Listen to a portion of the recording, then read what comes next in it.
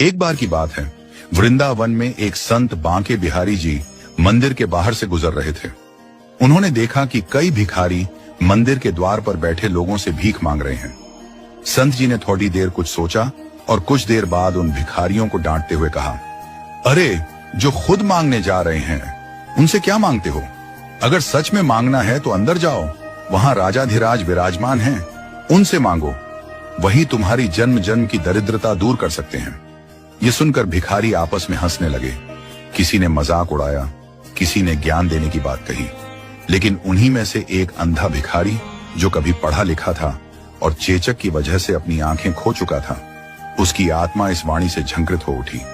उसके पास एक पुराना एल्यूमिनियम का कटोरा था जिसमें वह बैठकर भीख मांगता था। उसने निश्चय किया कि अब वह भगवान से ही मांगेगा।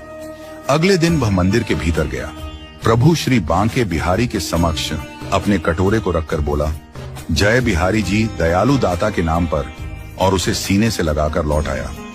उस दिन उसे कुछ नहीं मिला, वह भूखा ही सो गया, लेकिन उसके मन में विश्वास गहरा होता गया कि बिहारी जी जरूर देंगे। वह रोज यही क्रम दोहराता, मंदिर जाता, जयकारा लगाता, कटोरा चुपचाप सीने से लगाता और लौट आता।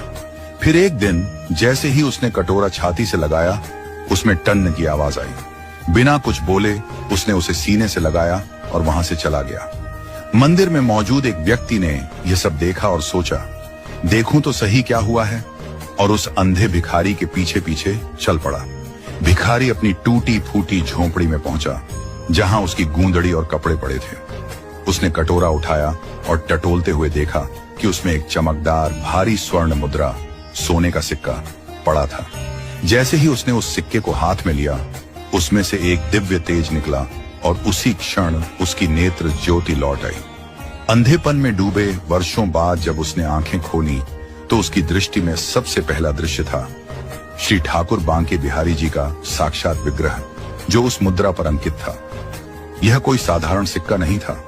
उस पर न किसी राजा की मोहर थी, न किसी साम्राज्य का चिन्ह, बल्कि स्वयं ठाकुर जी की दिव्य मूर्ति उकेरी गई थी।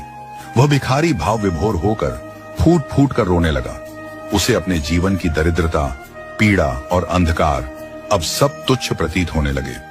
सिक्के को कटोरे में रखकर उसने छाती से लगाया और लगातार बोलता रहा, जय बिहारी जी की, जय दयालु दाता की।